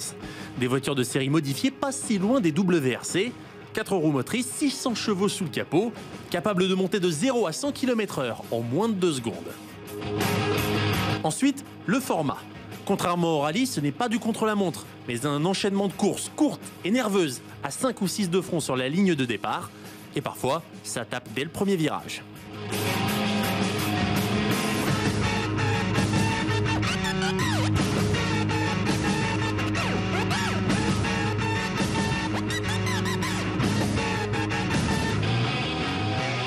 À chaque course, 2 petites subtilités propres au rallycross. D'abord, chaque circuit est fait d'asphalte et de terre, à part à peu près égale. Les pilotes doivent donc gérer les changements d'adhérence permanents, mais aussi l'autre subtilité, le tour joker. Une portion un peu plus longue du circuit que chaque pilote doit obligatoirement emprunter une fois, sous peine d'être pénalisé. Lors des 12 week-ends de la saison, chaque pilote dispute 4 manches de qualification sur 4 tours. Et pas question de faire l'impasse, car chaque manche rapporte des points au championnat. Après ces 4 séances, les 12 meilleurs sont qualifiés pour les demi-finales, où se disputent les 6 places pour la grande finale, d'où est déclaré le vainqueur de chaque rallye. En fin de saison, le champion du monde est donc celui qui a cumulé le plus de points, et ce, dès les manches de qualification. La régularité est donc la clé du succès en rallycross. Une discipline spectaculaire, nerveuse, où les Scandinaves règnent en maître, et notamment Peter Solberg, champion du monde WRC en 2003, et 2 fois titré en rallycross. L'exemple que va tenter de suivre Sébastien Loeb. Voilà, le rallycross avec monsieur Sébastien Loeb, c'est à partir du 17 avril du côté du Portugal. On découvre ensemble justement le programme. Je vous rappelle qu'il y aura 12 manches, donc le Portugal dès 17 avril, le 8 mai ce sera l'Allemagne et puis il y aura un petit détour par la Belgique dès le 15 mai. Qu'est-ce qui vous a tant séduit dans ce challenge? Vous qui aviez déjà participé au rallycross, je crois c'était au X-Games en 2012, du côté de Los Angeles, vous aviez gagné, puis il y avait également l'OEAC, je crois, en 2013. Hein. Il y avait eu l'OEAC aussi, ouais. Ce qui me plaît là-dedans, c'est que j'ai trouvé vraiment le format sympa, que ce soit pour les spectateurs autour de la piste ou quand on y participe, on a le temps aussi de voir un petit peu ce qui se passe de l'extérieur. Et beaucoup de monde, une belle ambiance, des courses je trouvais intéressantes parce que c'est un format avec des courses très courtes mais où il y a toujours un suspense avec le tour joker jusqu'au bout de la course. Les manches s'enchaînent, il n'y a pas de temps mort, on n'a pas le temps de s'ennuyer en tant que spectateur.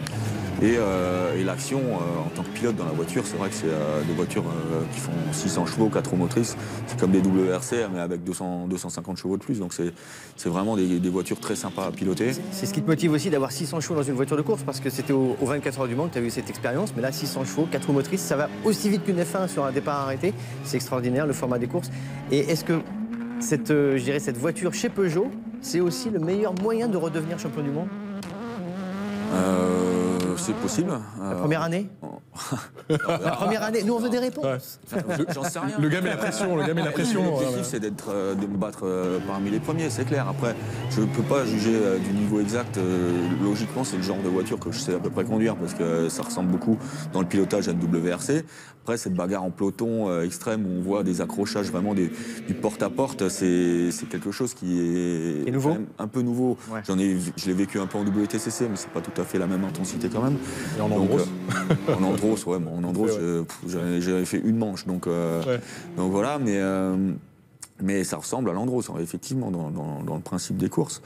Mais la voiture est bonne, le team est bien, donc il n'y a pas de raison de ne pas y arriver, mais il va falloir se battre. Et en tout cas, je suis assez impatient d'être à la première place. Nous aussi, on est vraiment impatient que tu sois au départ de ces courses parce que c'est vraiment extraordinaire le rallycross sur l'équipe 21. On le suit depuis quelques années et c'est juste ce qui arrive aujourd'hui à allier sport et spectacle à un niveau international, une échelle mondiale. Donc on a hâte. Quels sont vos souvenirs, vous, de rallycross, justement? Vous nous parlez tout à l'heure de l'OEAC, où il y a, allez, je ne sais pas, quelques milliers de personnes pendant l'année. Et là, en l'espace d'un week-end, il y a 20, 30 000 personnes. C'est incroyable. Ouais, mais c'est ce qui m'avait surpris, moi, en arrivant à l'OEAC, parce que c'est vrai que le rallycross, je regardais ça de loin, moi, quand je courais en WRC, et d'être arrivé là-bas, d'avoir vu l'engouement qu'il pouvait y avoir autour de ces courses. C'est vrai qu'on avait vécu un bon week-end. J'étais en plus avec ma femme, des amis, et tout le monde a passé un super moment là-bas. Donc c'est aussi une des choses qui m'a motivé pour ça, et sans compter comme disent, le plaisir au volant et puis le fait que ça soit un championnat du monde, effectivement. Allez, en préparant cette émission, je ne vous le cache pas, mon cher Sébastien, on a eu la chance de croiser un champion olympique. Lui, son truc, c'est plutôt le ski de fond et le tir. Je ne sais pas si vous voyez de qui je veux parler. Effectivement, la précision et la pression, ça le connaît. Ça serait dominateur, polyvalent. Et un peu taré quand même, parce que pour aller aux vitesses où ils vont dans des voitures, moi je suis admiratif. Admiratif, Martin Fourcade, effectivement le champion olympique du biathlon. Un peu taré, un peu de folie. Est-ce qu'on s'agit avec le temps ou on garde toujours ce même feu intérieur? Difficile à dire. Je pense qu'on s'assagit un tout petit peu, mais quelque Parce qu'on est papa Non. Non, mais par contre, j'ai jamais été un fougueux, un kamikaze. Ma façon de faire, ça n'a jamais été de rentrer dans les virages en me disant je pense que ça va peut-être passer. C'est pas ça. C'est calculé. J'ai mon feeling, je me sens bien dans la voiture. Et à partir de là, je suis capable d'aller vite en ayant l'impression de ne pas prendre de risques. Même si en dehors de ça, je suis quand même conscient que c'est du sport auto et il y a des risques parce qu'il y a forcément des paramètres qu'on ne gère pas et on peut faire une erreur de temps en temps. Mais c'est pas ma façon de faire n'a jamais été celle-là, quoi. Non, mais c'est ça, justement, le fait que tu sois un pilote très hétéroclite, tu touches un petit peu à toutes les disciplines, tu arrives à être devant, tu arrives à être compétitif. Est-ce que c'est vraiment ce pilotage d'instinct qui te permet de pouvoir réaliser de très belles choses, que ce soit aussi bien en circuit qu'en rallye ou en rallye raid? L'instinct, ça a été un peu plus dur pour moi en circuit, parce qu'il y a l'instinct, c'est sûr, il y a le feeling, mais il y a aussi le travail, la précision, d'aller regarder les acquis des autres, aller repousser la limite ici, là, ne pas faire la petite faute quand il ne faut pas. Et tout ça, c'était quand même très différent pour moi. En rallye, c'est vrai que c'est l'instinct. J'ai jamais travaillé sur mon pilotage en rallye, je suis toujours monté dans la voiture sans me poser de questions et je roule. Donc oui, après, le fait d'avoir un bon feeling, un instinct, c'est sûr que ça m'aide en rallye raid, ça m'a aidé en circuit. Mais les disciplines sont quand même assez différentes les unes des autres et il n'y a pas que ça, quoi.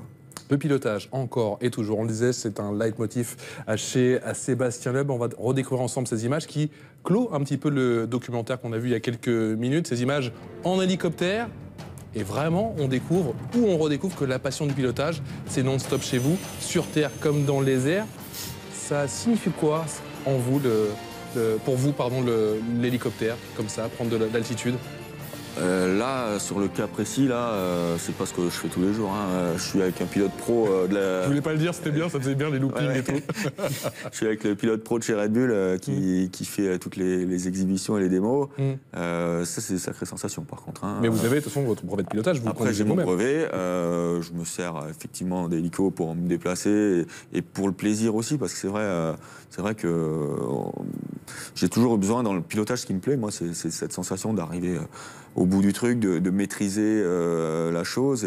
Et dans le pilotage de l'hélico, on s'y retrouve, on retrouve aussi des sensations super intéressantes, enfin, que moi je trouve super sympa. C'est pas comme la voiture, c'est différent, mais ça demande beaucoup d'application, de précision, et c'est ce que j'aime. Allez, Franck Lagorce, vous aviez croisé Sébastien Loeb, donc pas lors d'un petit tour en hélicoptère, mais plutôt au Mans, du côté de l'écurie à Pescarolo en 2004, si je ne m'abuse. C'était en 2005. 2005 et 2006. 2005, et je vous avais été bluffé, pourquoi? J'ai été bluffé tout simplement parce que quand il est arrivé sous la structure, il a bien sûr été accueilli à bras ouverts, mais il a su être tout simplement bienvenu. Et sincèrement, quand il est monté dans la voiture, au bout de 5 tours, je m'en souviens toute ma vie, 13 km le circuit, eh bien... Au bout de 5 tours, il était à 5 dixièmes de nos temps, qui nous, au bout de pas mal d'années d'expérience, ça avait bluffé un petit peu tout le monde. Et ça vous avait mis un peu la pression. Oui, mais tout le monde attend Sébastien Loeb et lui, il attend tout le monde. Et c'est ce qui fait que justement, on se monte les uns et les autres pour pouvoir progresser. Et c'était une superbe expérience. En tout cas, il m'avait impressionné. Il avait impressionné tout le team d'ailleurs. Alors Sébastien, comment vous expliquez, vous, avec ce recul, votre capacité d'adaptation et surtout votre rapidité d'adaptation? C'est difficile à expliquer. C'est beaucoup une question de feeling naturel. On monte dans la voiture, on on analyse les sensations qu'elle nous donne, on s'adapte, on cherche, on essaye de repousser les limites par-ci par-là, d'aller se rapprocher des limites en tout cas. Et puis, vous parlez beaucoup de feeling, Sébastien. Ouais, c'est beaucoup ça. Vous faites cette gestuelle, c'est le corps. Ouais, vous êtes un ancien gymnaste. Peut-être. Est-ce que ça a joué ça aussi? Peut-être que ça aide effectivement à s'adapter plus vite, je sais pas.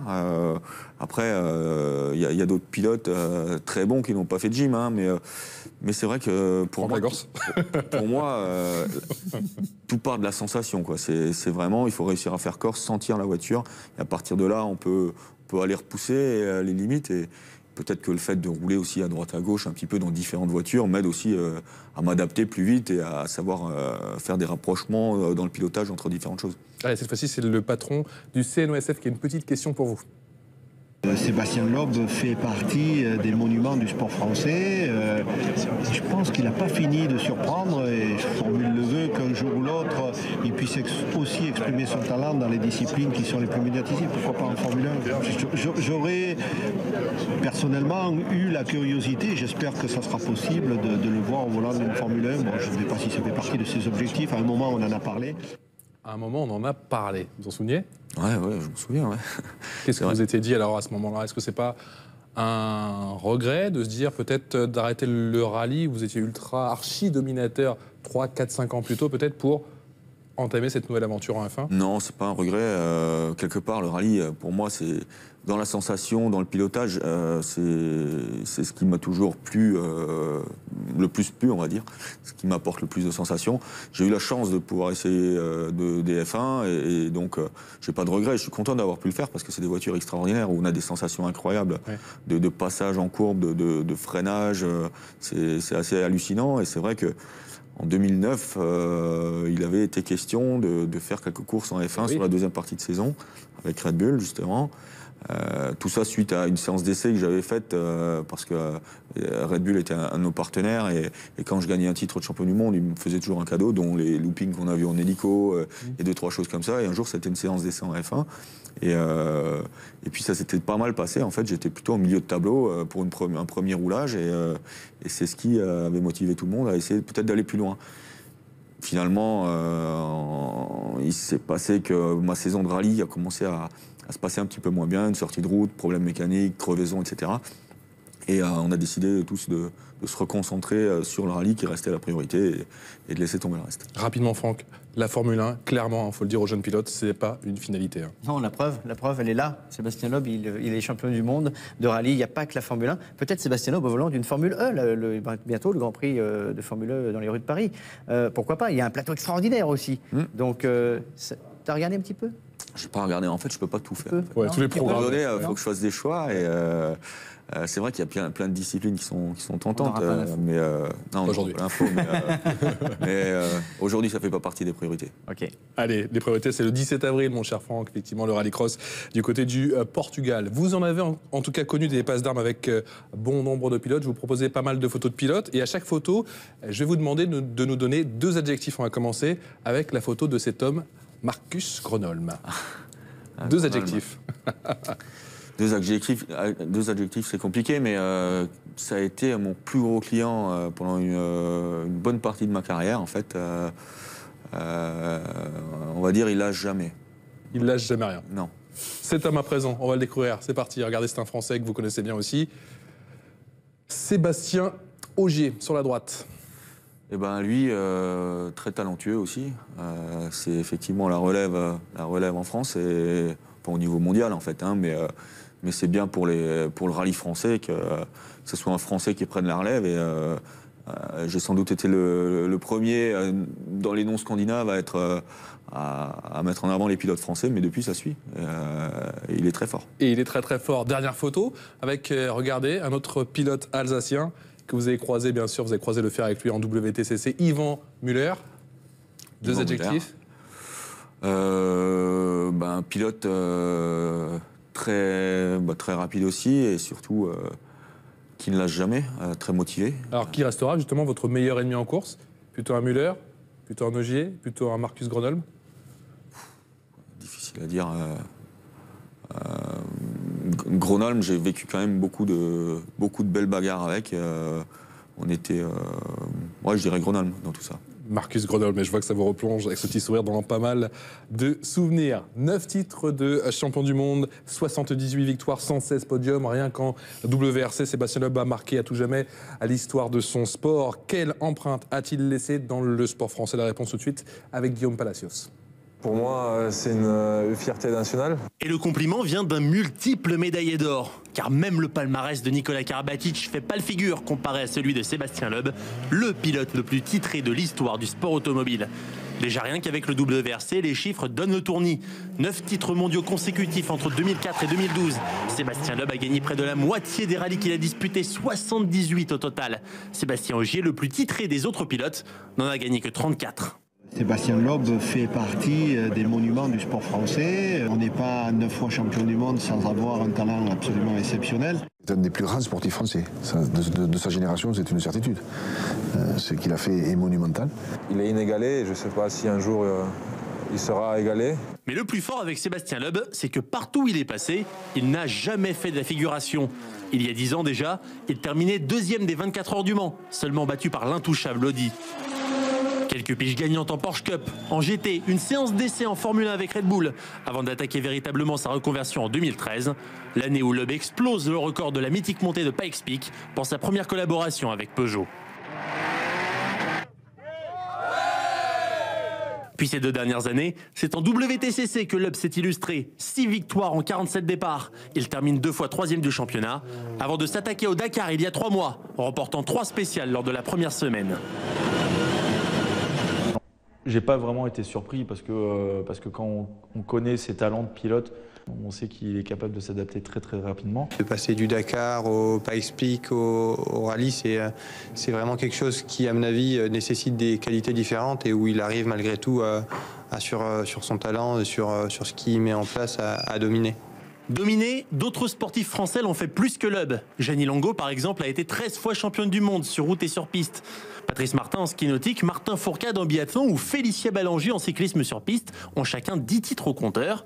Mais ces titres-là sont l'histoire de course d'un jour quand Sébastien Loeb a été titré 9 fois sur des saisons complètes. Et ça, c'est unique dans l'histoire du sport français.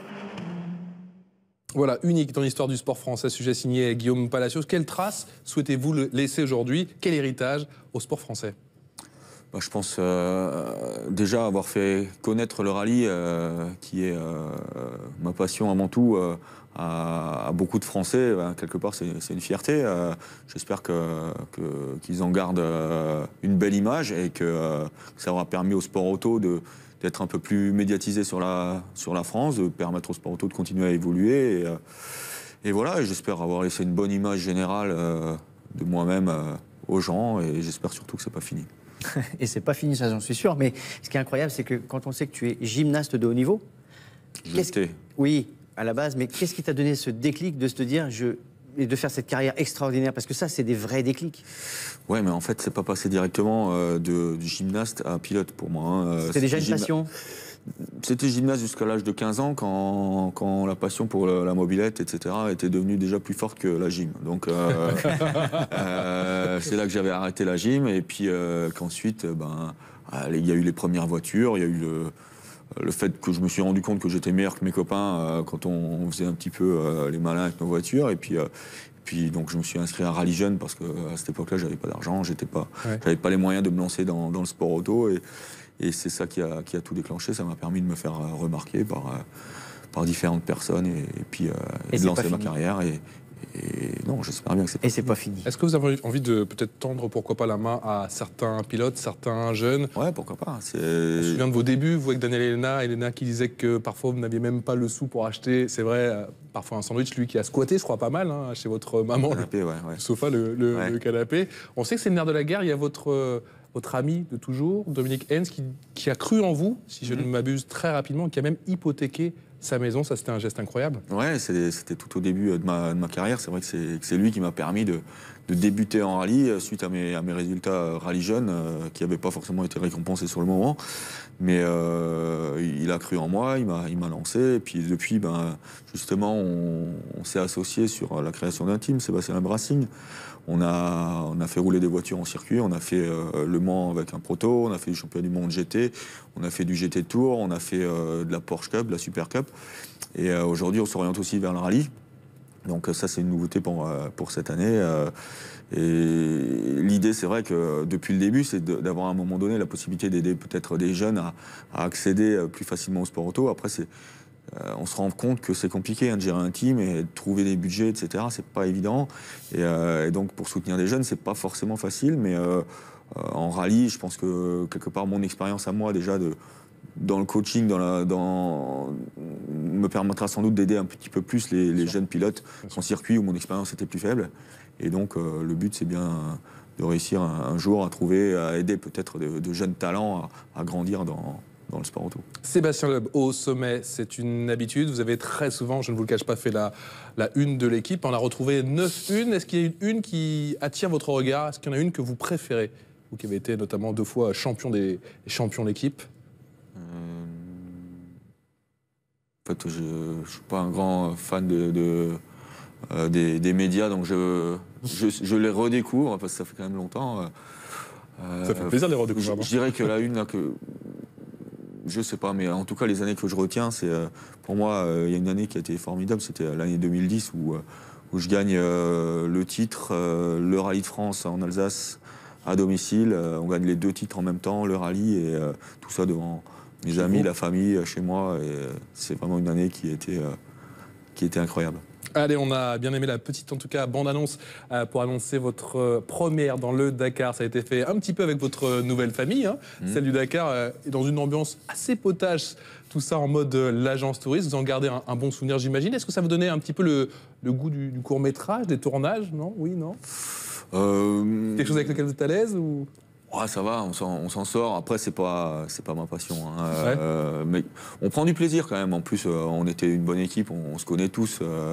Moi, je retrouvais Carlos, Stéphane et Cyril. Et donc, de tourner un petit film ensemble comme ça, on a bien rigolé, c'est clair. Mais pas encore un long métrage. J'ai encore assez de choses à faire. Voilà, d'accord. Allez, j'ai une autre une à vous proposer. On va la découvrir ensemble. Alors qu'on a vu les vraies unes tout à l'heure. Une fausse une cette fois-ci.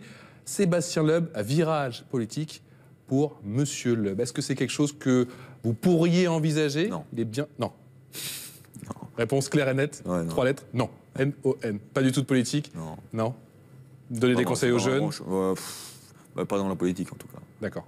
Voilà. Pas ministre, voilà, ce sera notre info aujourd'hui. Merci beaucoup en tout cas à Sébastien Loeb d'avoir été avec nous. On rappelle que vous pouvez bien sûr revoir ce documentaire exceptionnel hors piste en replay sur l'équipe.fr. Vous allez vous reposer un petit peu, quelle est la suite de votre programme? La suite, on va attaquer les essais pour préparer les rallycross qui arrivent bientôt. Donc je pars en essai la semaine prochaine et puis on va essayer de bien travailler parce que pour l'instant, j'ai pas eu beaucoup d'occasion de monter dans la voiture. Donc il va falloir faire ça vite. Il va falloir se mettre au travail après la petite session des œufs de Pâques. Merci beaucoup encore d'avoir été avec nous, Sébastien. Merci beaucoup, mon cher Franck Lagors. Voilà, c'est la fin de cette émission spéciale consacrée à Sébastien Loeb. Vous pouvez revoir l'émission sur l'équipe.fr. Et n'oubliez pas, le rallycross, l'événement, c'est sur l'équipe 21. Et cela à partir du 17 avril. Excellente soirée. Ciao.